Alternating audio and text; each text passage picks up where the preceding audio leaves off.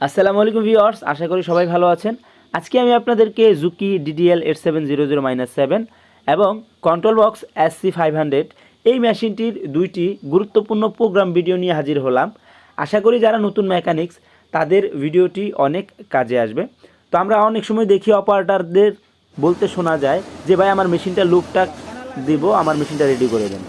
তো এখন মেশিনটা আমার সলিড আছে, আমি কিভাবে লুপটাকে মেশিনটি রূপান্তর করি আপনারা দেখেন। তো প্রথমে আমাদের এই রাউন্ড বাটন চিহ্ন এটাতে চাপ দিতে হবে, পরে এন্টার চাপ দিতে হবে। অর্থাৎ রাউন্ড বাটনটাকে চাপ দিয়ে ধরে এন্টারে চাপ দিলেই আমাদের এই লুপটাকে মেশিন রূপান্তর হবে। এখন প্লাস মাইনাস বাটনের সাহায্যে আমরা কতটুকু পরিমাণ ব্যাক স্টিচ রাখতে চাই সেটি নিশ্চিত করব। এখন আমি সামনে এবং পিছনে 5 স্টিচ করে রাখছি। এখন আমাদের লুপটাকের পরিমাণটা কতটুক হয় আপনাদের দেখাই। এখন আমার যতটুক টাক হয়েছে, এখন যদি আমি আরও কমাতে চাই তাহলে স্টিচ আমার প্লাস মাইনাসের সাহায্যে আরও কমিয়ে দিতে হবে, আর যদি বাড়াতে চাই আরও বাড়িয়ে দিতে হবে। এখন আমি 3টা করে স্টিচ রাখতেছি, অর্থাৎ আরেকটু ছোট করার জন্য। এখন মেশিনের স্টিচ আগের চেয়ে অবশ্যই ছোট হবে, কারণ এখন 3টা করে ব্যাক স্টিচ দেওয়া হয়েছে। তো এখন 3টা করে দেওয়ার পরে কেমন হয় আপনাদেরকে দেখাই। তো এখন আগের চেয়ে অবশ্যই ব্যাক স্টিচটি ছোট হয়েছে।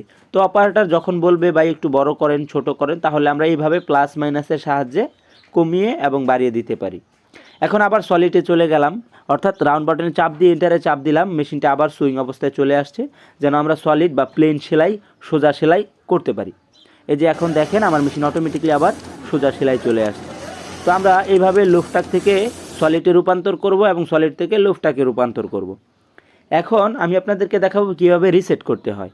এখন 96তে আমার আছে 3500 স্পিরিট এবং ব্যাক স্টিচ 8-এ, অর্থাৎ 8-এ আছে 1000 স্পিরিট। এখন মেশিনটি আমরা রিসেট করব প্লাস মাইনাস এবং এই রাউন্ড বাটন একসাথে চাপ দিয়ে ধরে পাওয়ার সুইচ অন করব। ডিসপ্লেতে R5 আসবে, অর্থাৎ এই লেখাটি আসলে আমরা বুঝে নেব আমাদের রিসেট কমপ্লিট। এখন আমাদের মেশিনের স্পিরিট থাকবে কত?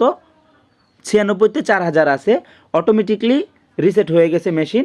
এখন 8-এ কত আছে? 8-এ আছে 1900, অর্থাৎ রিসেট দেওয়ার পরে 1900 থাকবে ব্যাক স্টিচের স্পিরিট এবং মেশিনের স্পিরিট থাকবে 4000।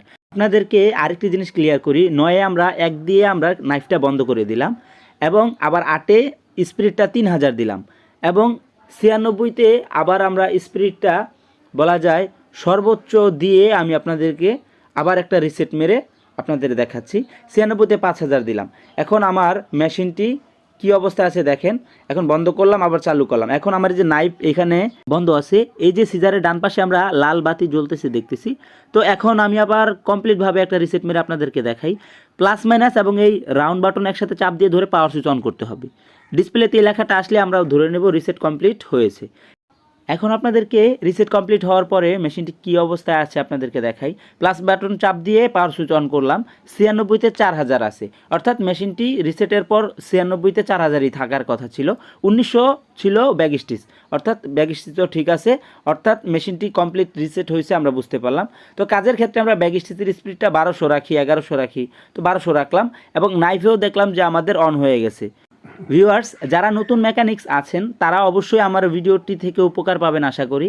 আমার ভিডিওটি যদি আপনাদের ভালো লাগে তাহলে অবশ্যই একটি লাইক, কমেন্ট এবং শেয়ার করবেন এবং আমার চ্যানেলটিকে সাবস্ক্রাইব করবেন। যারা ফেসবুক থেকে দেখতেছেন অবশ্যই আমার পেজটি ফলো দিয়ে রাখবেন। সবাই ভালো থাকুন, সুস্থ থাকুন, আল্লাহ হাফেজ।